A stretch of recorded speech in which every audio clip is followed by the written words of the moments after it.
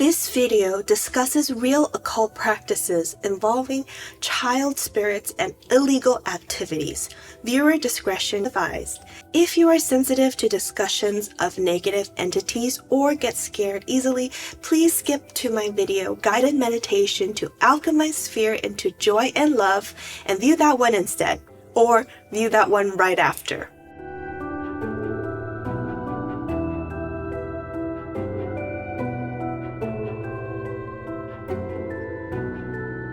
Welcome to a Halloween special of Athena's Garden TV. I'm your host, Liz, and today we're venturing into one of the most dangerous and forbidden practices in dark magic, the conjuration and binding of spirits, specifically children's spirits. From Chinese occultism to Southeast Asian traditions, from Annabelle to the Kuman Thong and the Homunculus, we'll explore why these practices have been feared for millennia and should never be attempted. I will underscore here that I do not endorse or encourage these dangerous, immoral rituals, but it's better that you know about them and recognize that some of these innocent-looking charms that are packaged and sold that are supposed to be protection might have questionable sources. This dark magic practice is known as Yǎng Xiǎo Guǐ in Mandarin, literally raising little ghosts or nurturing small demons. The practice originally started in Eastern religious traditions as part of funerary rites. Families would place remains of a deceased young child or fetus, their skull cap, bones, teeth, hair, clothes, into reliquaries or urns as part of a memorial practice to comfort the grieving family. Buddhist or Taoist priests would then perform rituals to release the spirit during the cremation process to help them transition and move on, help guide them to connect with Buddha or other deities or bodhisattvas, and lead them back to source. But here's where it gets dark. Some families couldn't let go. They wanted to keep raising the spirit of their child by their side. Worse, dark magic practitioners discovered they could purposefully bind these young and malleable spirits by force onto physical objects or remains, skin, blood, hair, bones, and something called 尸油 or corpse oil. What is corpse oil? It's extracted from the bodies of dead infants and young children or other corpses, creating this forbidden black market substance found especially in Southeast Asia. I think you can imagine how to extract oil in fat. But if you are so inclined and not squeamish like I am, you can Google Nam Man Fry. I think that's how you pronounce it, but you'll see it in the subtitles. You can find out more about this necromancy or sorcery practice by a witch doctor, though I must warn you, it's a little disturbing. Animal oil or animal carcass oil made from various animal parts are used in a similar way and sold in charms inside jewelry pendants and bracelets. Think of this practice as an inversion, as someone using essential oils or healing or for medicinal purposes.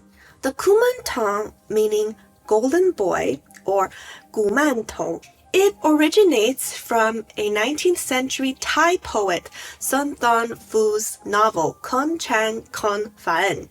In this fictional tale, the protagonist Kun Phaen discovers his wife has been ordered to poison him by her sorcerer father. In a vengeful rage, he cuts his unborn child from his wife and performs a dark ritual at a temple, wrapping the fetus in sacred cloth covered in prayers before roasting it over a fire. Through chanting and ritualistic preparation, the dried remains become a guardian spirit with whom Kun Phaen can communicate. Despite these fictional origins, the practice took root in southern Thailand, where ancient manuscripts detail the precise methods for creating these protective ghost children, including requirements that the ritual be completed before dawn in a cemetery and that the roasted remains be painted with a lacquer before being covered in gold leaf. Believers held that these Kuman Thong could warn households of impending dangers, serving as supernatural protectors for those who properly cared for them, almost treating them as a beloved child. You must never neglect or abandon these spirits. And that's the cautionary tale part. Owners who neglect their Kuman Thong might face financial ruin. The spirit might become jealous, get destructive. They may even stalk, haunt, and hunt you. And any attempts to abandon or dispose of these bound items usually end up in supernatural revenge. If you're into Thai horror movies or Cantonese or Taiwanese horror movies from the 80s and 90s and to more recent years, you will see various black magic rituals depicted, and it's used for love spells, revenge curses, and dark enchantments. Most priests and shamans with righteous lineages forbid these dark practices as they are a clear inversion and immoral by most metrics. You could say that in Shelley's fictional Frankenstein, Shelley suggested that Victor Frankenstein was illegally obtaining these body parts from exhuming them from graves or from dissection, like from medical research institutes and medical schools.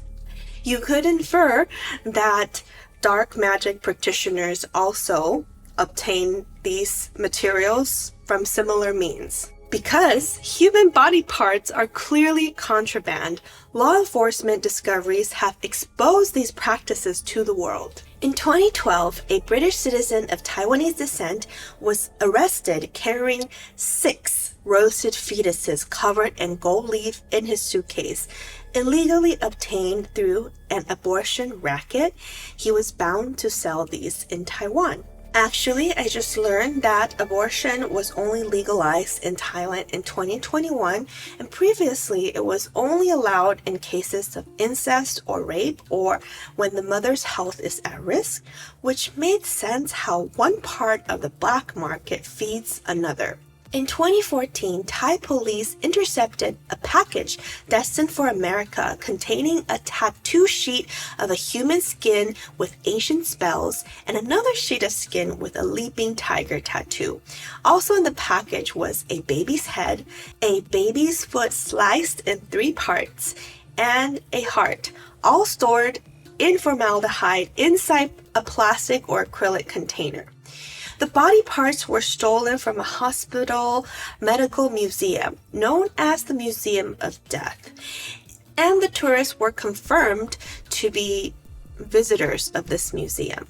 When questioned, one claimed he thought it was bizarre and wanted to send it to his friends in the US, and they were released without arrest. News articles euphemistically explained that the parts were intended for black magic rituals and business shrines. The master of these little ghosts must regularly give offerings in exchange for work performed. Offerings might include food, candy, beverages, toys, what young children may like, but also more macabre items like animal blood, raw meats, insects, human blood, and excrements. In exchange, the masters may ask their enslaved little ghosts to bring wealth and fortune, offer protection, act as supernatural spies gathering information about the future or business deals, perform tasks in the spiritual realm, and think of it as supernatural cheating in a way. A cult leader might use the little ghost to charm their victims. A scamming psychic might use the little ghost to obtain information, then claim the channeling as their own power. You might think this dark practice is only reserved for obscure dark practitioners or shadow priests, and you'd be surprised. The people who practice this kind of black magic include, but not limited to, entertainment industry figures seeking fame, better roles, larger venues, and more record sales.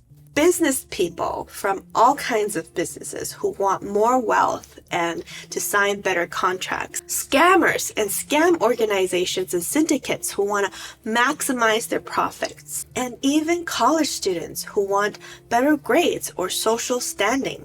mistresses or lovers using the little ghost to control their partner, to manipulate them in order to gain more financial allowances or turn them against their other families and their own children.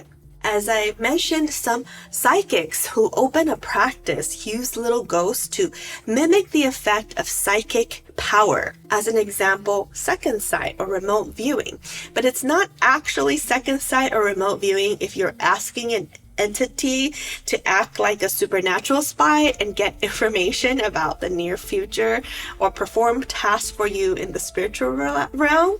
These anecdotes are not urban legends. When something really bad happens to the dabblers of this black magic practices, or someone dies as a victim of black magic, it becomes a news story. A news talk show that aired in Taiwan in July of 2025 revealed a horrifying intersection between human trafficking, forced labor, and the little ghost or Kuman Thong practices. The evidence comes from mainly the police raids and victim testimony. During police raids on scam syndicate safe houses in Taiwan, investigators found multiple Kuman Thong prominently displayed on the altars. These criminal organizations kept them hoping to enhance success when they're defrauding their victims, protect themselves from law enforcement, increase the illegal money flow, and perhaps gain a supernatural advantage over their targets. A Taiwanese dancer was lured to Thailand with a false job promise. He was then kidnapped and trafficked to a compound on the Burma-Bangkok border, held against his will for 1 month in a scam compound, and was forced into making fraudulent calls to victims. His testimony, which I'm paraphrasing and translating, the managers who controlled us wore these Buddhist charms and amulet constantly. It's called a fuo pai. They believe these talismans, including what looks like Kuman Thong pendants, guaranteed their safety and good profits from our forced labor.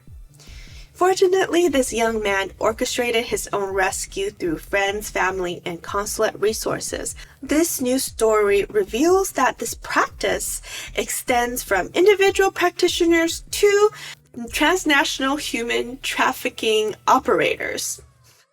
Editor Liz voiceover here. I want to take this opportunity to draw on current events with Epstein, Diddy, as well as other testimonies from survivors of the human trafficking or other kinds of ritualized sexual abuse. They have come out to share that in addition to being drugged, there's also speculation on dark magic practice and these rituals, and so it's all tied together, and I wouldn't be surprised. So whether you believe it or not, I'm not surprised. All right, let's continue. Managers overseeing these workers held against their will would wear these questionable amulets and keep these spirit children around, believing that the supernatural forces will bless their exploitation of other human beings. It's easy to dismiss these dark practices until you see them in news stories and witness the terrible cost. So here are the 4 devastating consequences that usually result from raising little ghosts. First, spiritual parasitism. The ghost gradually drains the summoner's life force, what I've previously called lush. In Chinese folklore and Taoist magic, the living world resides in yang, while spirits reside in yin, the shadow realm or the lower astral. These energies don't match. The ghost will then constantly drain your yang energy during your waking and sleeping hours, weakening your life force of Jing Qi Shen until there's nothing left. Second, escalating demands. Dark practitioners choose young infants or toddler ghosts, believing they're easier to control. They're just satisfied with some candy or toys and snacks. But as years pass, the ghost grows older, stronger, more powerful, smarter. They begin demanding sacrifices you cannot provide, and when you refuse, they will extract what they want from their masters directly. Third, generational curses. This is probably the most devastating since it may involve innocent people. If the master meets an untimely death, or perhaps if they refuse to give in to the escalating demands of their little ghosts, the little ghosts will demand offerings and energy from the master's children and grandchildren for generations. The ghosts might even grow jealous of the living children as they grow up, and even if the biological children never knew about it or consented to this practice, the bad karma manifests in their lives through freak accidents, death, or destroyed fortune. Fourth, loss of control. Eventually, the spirits turn against its master. Once powerful enough, or when the master continues to refuse their escalating demands, they revolt. Having practiced manipulation while doing their master's bidding, they use the same tactics to control their master, forming them to harm others or inflict self-harm. The question is, can you undo the binding? Well, number one, don't dabble in this, so there's no need to know. But second, it requires a ritual to unbind what was bound. A Taoist priestess or another powerful shaman must perform an unbinding ritual and then negotiate the terms of the contract termination. This requires the original dark practitioner caster, the former master, to sincerely repent their wrongdoings, make amends for forcing this master-slave dynamic on a previously innocent spirit. Many times there are no solutions. It becomes a dark karmic contract and karmic debt that must be paid. You reap what you sow. That's it. In visual terms, think of the first few seasons of Supernatural, where Sam and Dean hunt for the remains of angry spirits that they are attached to. And once they find it, they destroy it, usually by a fire as an act of purification, or they're seen using rock salt for the purification process. The ghost is exorcised or released. Reality might be more complex, requiring ritual negotiations that may or may not pan out, and genuine repentance. It may or may not work. The West has its own terrifying examples of objects becoming vessels for malevolent spirits, most famously the Annabelle Doll. The real story? According to paranormal investigators Ed and Lorraine Warren in the 1970s, nursing student Donna had received a Raggedy Ann doll as a gift. Donna and her roommate then observed the doll moving on its own, appearing in different rooms and writing messages. They then called a psychic medium in a seance, and the medium claimed that the doll was possessed by a 6-year-old spirit named Annabelle Higgins. The Warrens later claimed it wasn't a spirit, but a demon who possessed the doll and ended up storing it in their occult museum, surrounded by blessed rosary beads and holy water with warning signs for visitors. The doll story was featured in the Demonologist book by Gerald Brittle and adapted into horror films like The Conjuring and Annabelle series.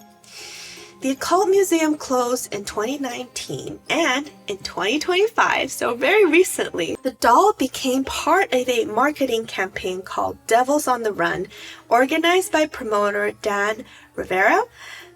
Dan suddenly passed away in July of 2025, reigniting media attention and rumors like, did Annabelle kill him?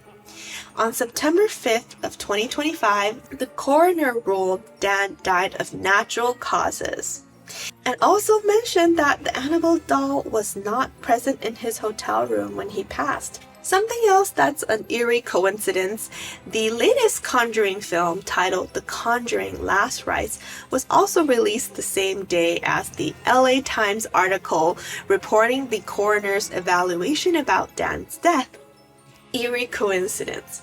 Whether you believe in ghosts or not, I do agree with something Tony Spera, who is the son-in-law of the Warrens, that joined them in the paranormal investigations. He said in a presentation that was quoted in an article, 7 out of 10 cases they investigated involved someone with a Ouija board asking, "Is there a spirit here?" I'll link the article in the description box if you want to read what he and Lorraine Warren said. Don't invite in what you can't send away. You don't know what you're inviting, whether through a Ouija board or your ChatGPT. Western alchemy, or in the Renaissance, they had their own version of the little ghost, the homunculus, which in Latin means the little human. The most famous instructions come from Paracelsus in his 1537 work De Natura Rerum, of the nature of things. And these are the instructions that I'm paraphrasing here. Seal human genetic material, aka semen, in a flask for 40 days. Maintain specific temperatures and bury it under horse dung to replicate the warmth of the womb. After incubation, feed it daily with blood and herbs for 40 weeks. Then a miniature transparent human will emerge with vast knowledge serving its creator. There are parallels with the Eastern method. Ultimately, you're trying to create an artificial childlike being bound to serve. It requires regular care and feeding. You are then asking it for supernatural knowledge and to sustain this master-servant relationship with this childlike entity. Like the Eastern ghost raising practices, it involves body parts or excrements, and then raising this entity inside a container. So instead of a doll or golden Kuman Thong shape or another reliquary object, it's inside a glass flask. And you need to make constant offerings, whether physical substance or your energetic louche. While most later alchemists and then eventually scientists never replicated or tried out Paracelsus's recipe. Yeah, it sounds so gross and very sketchy. I love to end on a warmer and fuzzier note. Not all spirit interactions involve exploitative bindings. In some cultures, you can develop protective or mutually beneficial partnerships. Last week in Jozankei, I spotted a sculpture labeled King Kappa. A kappa translates to river child or water monster. It's a type of yokai documented throughout Japan.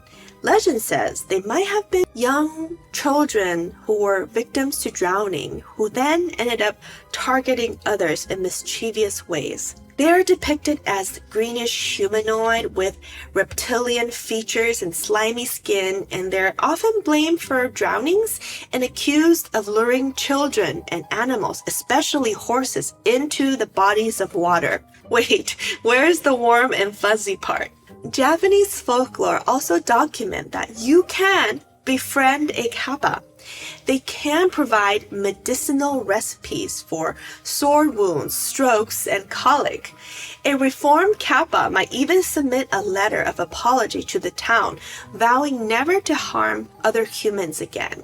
Instead, they'll protect people from drowning and bring gifts like fish and the recipes for medicinal cures as mentioned. And in return, the locals will celebrate them in festivals, offering their favorite foods: cucumber, persimmon, eggplant, buckwheat noodles, azuki beans, and Japanese pumpkin. When I encountered the King Kappa statue, I felt the locals had incorporated these Shinto traditions, viewing them as water gods or sprites who help irrigate crops and keep children safe.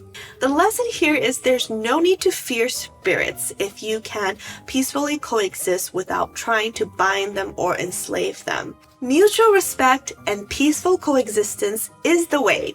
If you do visit Hokkaido, you can find the Kappa statues at the hot springs hand bath called Gangake Teiyu, where water flows from the Kappa's mouth. In Jozankei tourism website, it even teaches you how to make a wish with the Kappa King, though I personally skip the wish-making part myself. Again, don't invite anything in your life that you cannot send away. Most spiritual teachers, shamans, and religious traditions warn against these dark practices because they open doorways to malevolent or demonic forces.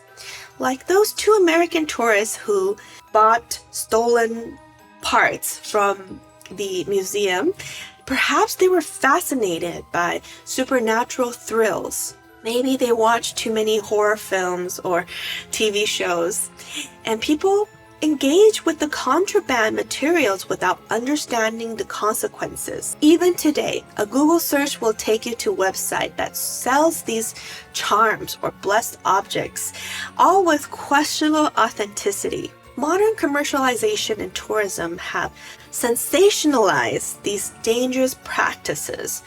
Where there's demand from greedy individuals seeking these shortcuts, the supply will follow. The truth is, there are no shortcuts to your spiritual journey, and be suspicious of these charms and quick fixes and any scams that will help you get rich very fast.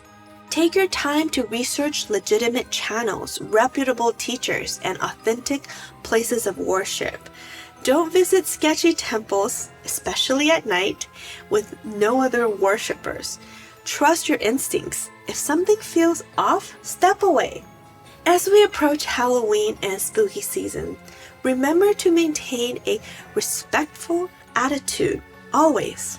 Understand that any supernatural shortcuts to power or fast results to money, power, or status come with terrible costs. Use discernment for any events or activities. These malevolent practices involving black magic still exist today and serve as warnings to us. There are moral and ethical boundaries one simply does not cross. True protection comes through virtue, devoted practice, and a gradual accumulation of wisdom, regardless of which lineage you choose to follow. It will never look like exploitation or domination over others, including spirits in the spiritual or astral realm. If you're interested in learning more, I've listed all my sources in the description, including various Mandarin news stories and cases I didn't cover here, like a 2014 murder case where the murderer raised a little ghost and ended up killing a young boy. Thank you so much for watching. I'm wishing everyone a safe and happy Halloween. I hope you enjoyed this Halloween special. I'm Liz of Athena's Garden, and I'll see you in my next video.